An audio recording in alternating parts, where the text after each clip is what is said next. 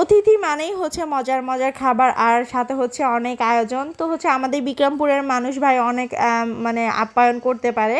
তো আজকে হচ্ছে আমাদের বাসায় আমার ননদের হাজব্যান্ড, আমার শ্বশুর শাশুড়ি সবাই এসেছিল।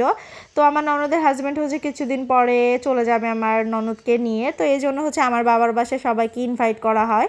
তো আজকে সবাই এসেছিল। এদিকে হচ্ছে সকালে উঠে আমার ছোটো ফুপ্পি হচ্ছে রান্না বসিয়ে দিল।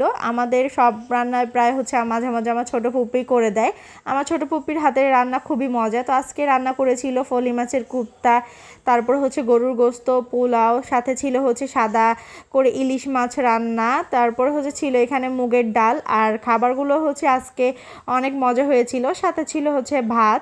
তো প্রত্যেকটা খাবারই আজকে অনেক মজা হয়েছে। তো খাওয়া দাওয়া শেষ করে বিকেলে হচ্ছে আমরা সবাই একটু মিষ্টি মুখ করলাম। ভাই আমাদের জন্য অনেক রকমের মিষ্টি নিয়ে এসেছিল। তো এখানে ছিল হচ্ছে দই, সানা মিষ্টি, ছিল হচ্ছে পঞ্চ মিষ্টি।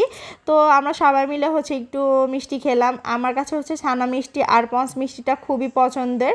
আমি হচ্ছে এটা অনেক পছন্দ করি। তো আমার মতো কে কে পছন্দ করেন কমেন্টে জানিয়ে যান। আর সাথে ছিল হচ্ছে পেঁপেটা হচ্ছে আমাদের নিজেদের, মানে আমার বাবা লাগিয়েছিল। আর পেঁপেটা খেতেও অনেক মজা ছিল। তো তারপর বিকেলে একটু হাঁটাহাঁটি করে চলে গিয়েছিলাম ছোটো কাকির বাসায়। কাকি হচ্ছে আমাদেরকে সন্ধ্যায় নাস্তা খাবে বলেছিল। তো এখানে হচ্ছে কাকি আমাদেরকে বিস্কিট, কলা, চিপস, তারপর হচ্ছে চানাচুর, আর ছিল আচার, আর ছিল কোক। আর কাকির হাতে আচারটা হচ্ছে অনেক মজা। কাকি হচ্ছে প্রত্যেক বছরই অনেক মজার মজার আচার দিয়ে থাকে।